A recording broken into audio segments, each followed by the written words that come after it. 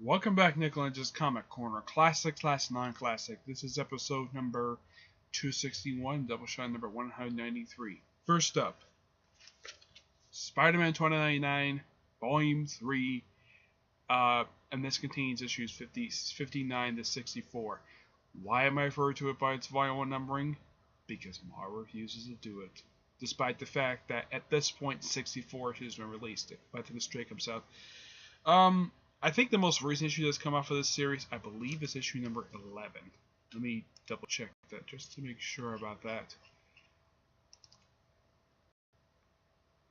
Sorry about this.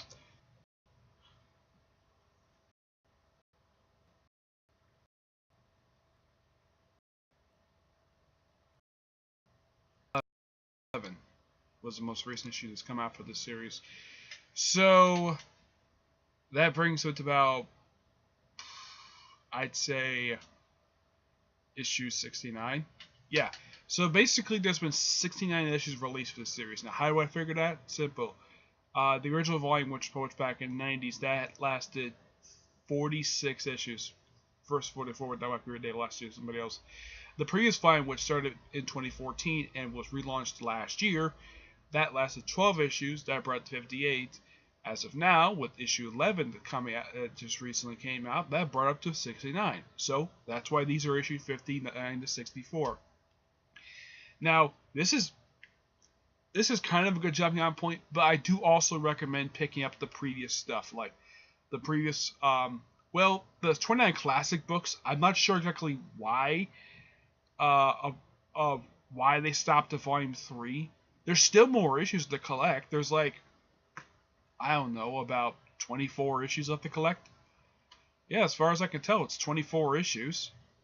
I just don't understand why Marvel hasn't really finished collecting that, but that's an argument for another time. But this, now, I don't know why this series was relaunched. There was no reason for it. It was probably one of Marvel's best-selling titles, and it was still good. Still good now.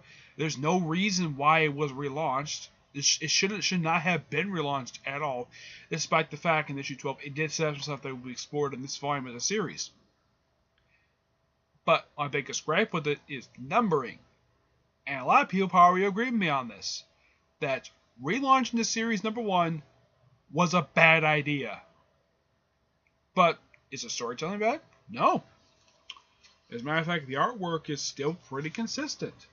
The one thing I like Peter David does with this particular thing is that he brings in the character from his Secret Wars 2099 limited series. He brings in Captain America for 2099 from that comic book into this one.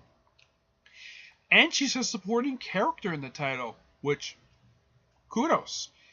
Yeah, he's like one of 3 writers I've seen where they bring in characters from the Secret War stuff into the regular books. Like, Bendis did it with the Destroyer of Destroyers, except he was only there for a couple issues. And of course, Slott did it with Regent in Amazing Spider-Man. But this is 2099.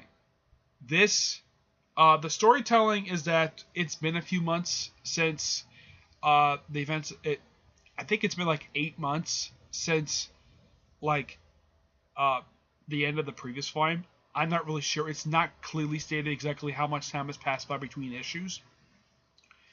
My personal guess, I'd say 2 months probably passed by. Yeah, I mean, yeah, he does get this new costume, but he doesn't wear it in issue 1. He doesn't start wearing to issue 2, which, this is kind of a spoiler here. Tempest, who was his female landlady, who was his landlady and who he had a thing for, he starts dating over the course of the past couple months, and she's about to tell him that she's pregnant. And an explosion goes off, and she winds up in a coma.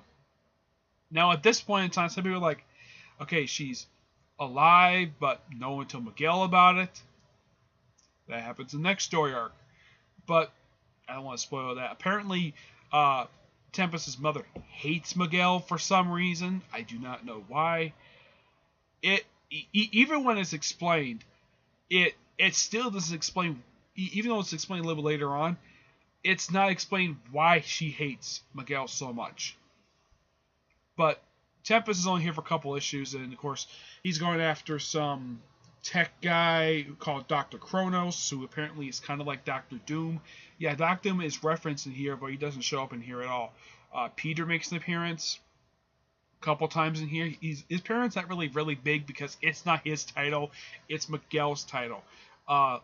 Liz Allen technically only appears for one issue in here, which is odd, and so does the Scorpion.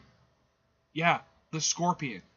Him and Tiberius Stone live here for like one issue in here, and then it's like Peter David just wanted to focus on something else. But I'm glad the fact he still included them as part of the recurring cast. I think they're not regular supporting characters at this point. I think that Liz Allen, Tiberius Stone, and Matt Gorgon, aka the Scorpion, I think they're just reoccurring ones that could pop up now and again. That's fine. I like that. I like the fact that he's using Liz Allen. Because Slott doesn't want to use her in Amazing Spider-Man. Despite the fact Liz Allen is a long-time supporting character of Spider-Man. That I'll probably get to another video about rant about the Slott. But this is still really good. Highly recommend it. I don't want to put any much else in here. He does try to figure out how to restore his proper 2099. He does go to the beginning, but in later story he does actually go back to 2099, but it's a different future. Okay, but this is still good. 9 out of 10. Awesome. Highly recommend picking up this, the previous two trades, and the classic books. And if you can find them, the other 24 issues, because the volume 3, I think it stops issue 22. Yeah, it stops 22, despite the fact there's still 24 issues of the collect. I do highly recommend picking up those. Those are also really good as well. Despite like one issue I saw on Amazon was the first appearance of Femme 2099. For some reason that they were selling it for about $36. I'm like, no thank you. I'm not paying that much for it. Alright. Next up, Batgirl, Volume 2, Family Business. Now, despite the fact I would say, oh yeah, this is issues 44 and the 45, and Batgirl at number 3. Excuse me, let me think though. 78 plus 24, that's 102 plus 35. Sorry about that. I'm trying to think how many issues so far this series has published. Because DC would never acknowledge 100 issues for Batgirl for some stupid reason. I don't know why. So basically, the issues of Batgirl that are in here are issues. This is from Volume 1 perspective. These are issues 143 to 147. And the Batgirl, and despite the fact it's in number 3, it's actually the 4th AIM ever published, because the first time only published 1. Now, yes, she does encounter Jim Gordon Batman. She only shows up first couple issues. Now, like Bruce Wayne Batman, they like that this character appear virtually almost everywhere. Like right after Convergence, he appeared in here for a couple issues. And he appeared in Catwoman for like an issue. I believe he showed up for like 2 issues of Red Arsenal. I'm trying to think what else he did. Well, I know he was regularly appearing in Batman Superman, but that was only happening for about 7 issues, and that stopped. They got replaced with Bruce Wayne Batman. Trying to think though. He did appear for the final few. He appeared for like 2 issues of Gotham Midnight, which made sense. So he appeared in a majority of the Batman titles that was to be published. The only Batman title he never made a physical appearance in was Harley Quinn. That was the only one he never showed up in. I do not know why.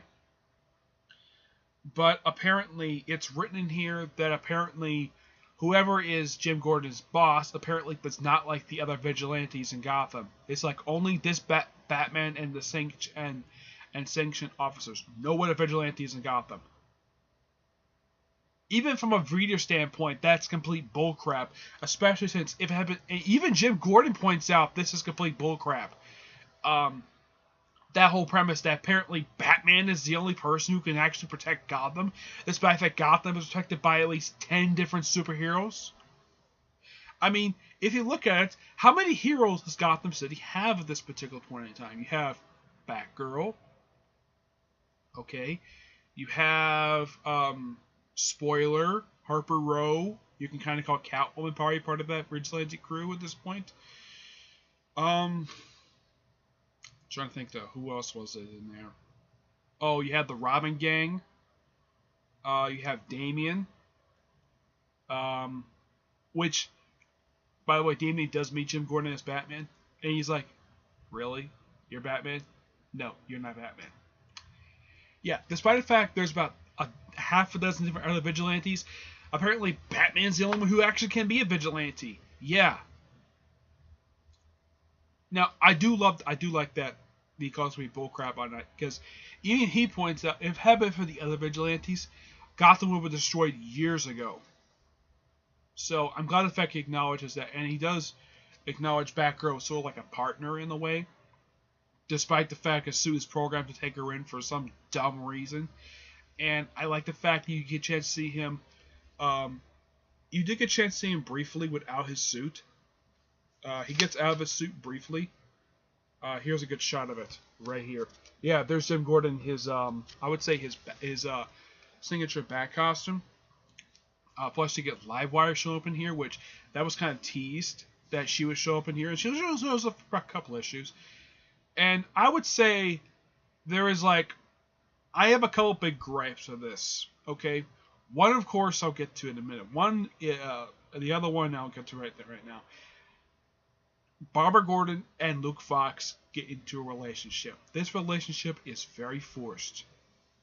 I agree with Josh Hayes on this. Bat Josh, that this relationship is completely forced, because at no other point in time that Luke Fox has been appearing in the Batman books has he ever expressed an attraction to Barbara Gordon. I'm like, why the heck is he dating her for? I get the fact, okay, the relationship is fine. Why is it forced down our throats like this? Yeah, that stuff makes no sense at all. Another thing, and this is what I griped at when this issue came out. You have a lesbian wedding in here between a former supporting character of a Batgirl, Alyssa Yao, I think her name is, and her fiance Joe. They do get married in here. I call kind of bullcrap on this, because DC would not allow Batwoman to marry her girlfriend, Maggie Sawyer. Of course, that can't happen now because Maggie Sawyer is on Metropolis. But is Batwoman relationship? As far as I know, nope, she isn't. I do not know why. Yeah, that's why I think that this marriage was only allowed to happen because she's not a superhero. That's the only reason why I think this marriage was allowed to go through. Was because she was a supporting character, she wasn't wearing a mask, so that's why this marriage was allowed to go through. That's my personal theory on it. I do like the wedding, it's really nice, and I like the fact Black Canary shows up in here as well. That's fine. But a lot of people agree with me on this. DC was really dumb by not allowing Batwoman to marry Maggie Sawyer. That was a completely dumb idea. Now, as far as I can tell, for the current books, they have ignored the stuff that have Mark Rodriguez, which is fine. But Maggie Sawyer needs no girlfriend. Definitely. At some point, they'll probably give her one in Detective Comics. But anyways, this is Batgirl. I'm still getting used to the costume. I really am. And at least in the previous arc, they actually explained in story of why they couldn't use the previous costume, because they got burned, along with most of her equipment. Some of it, anyways. Yeah.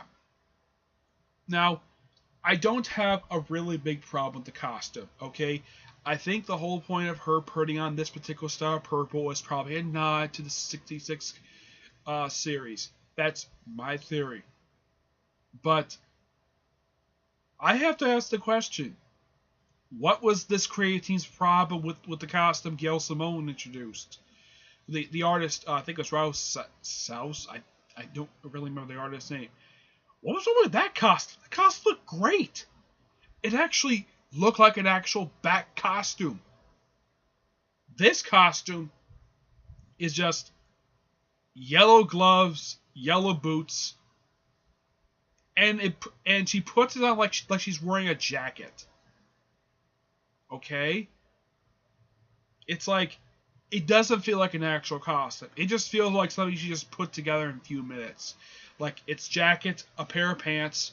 It's not just a regular skin tight suit like it's normally been. I'm not sure if she's gonna keep the costume. I think she's still keeping the costume with Batgirl and Birds of the Prey. I do not know if she's gonna wear it in the relaunch title. I do not know.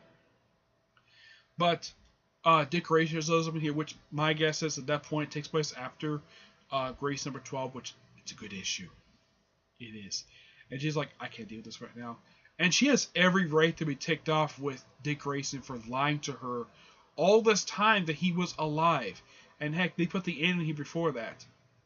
Where even, and this is something that I think a lot of people call bullcrap on this. I mean, she knows Dick Grayson. They had a relationship. And she couldn't recognize his rear end? Really? Okay. I mean, the whole point of the Batgirl anime was simply just her just teaming up with various different characters across the Bat books. I mean, there was artwork from the Batwoman. Let's see if I can find it here. There was like a bunch of different artists for this annual. There was let's see here. Here we go. Found it. The artist for the annual, which was Ben Gale, David Lafar, Mike Ming Doyle, Mingju, and Helen Chang. Those were the artists. Well, she crosses paths with the Girls of Gotham Academy. She crosses with Batwoman, Spoiler, and of course there's references to what goes on in Grayson at that point. I like the fact to put the annual well before they get to that particular issue. I think it was issue 45. Yeah. Now, I have to ask, why was the graphic novel series renumbered number 1? Despite the fact the Gail Simone book had like 5 books. So you can kind of count this as volume 7. And there's still more book to come out.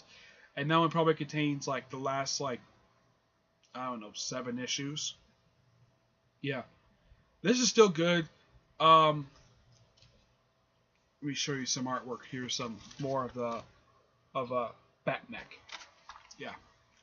I mean, there's some mild criticisms. I mean, you know, my only criticism is that the fact that they allow this particular lesbian wedding in, and they couldn't allow another lesbian wedding in. People wanted to see that particular wedding, and he said no. But they say yes, this because she's not wearing a mask. Yep, that's my only gripe with it. But this is still good. A lot better than the previous arc. Yeah, it's a lot better. One thing, they toned the social media stuff way down. I mean, it's like the previous arc, it's like was toned up to like 50. This is like toned down to like maybe 0. It's like they turned off the whole social media stuff, which I'm so happy they did that. And I know a lot of people are very happy they did that too. Okay, so I give this book 8.5 out of 10. I think they half one up because they allowed this particular wedding in, but they could allow the wedding people wanted to see. But it's still good. Alright, that's it for this episode. Stay tuned for the next episode, which should be episode 262 and Doubleshot number 100. And I believe... Let me check this just to be sure.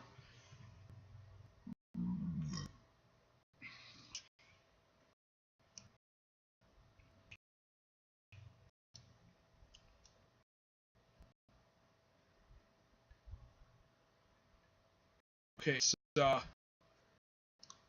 194 is next one, okay? The next episode. This is Doubleshot 193, okay? Till then, see you there. Bye.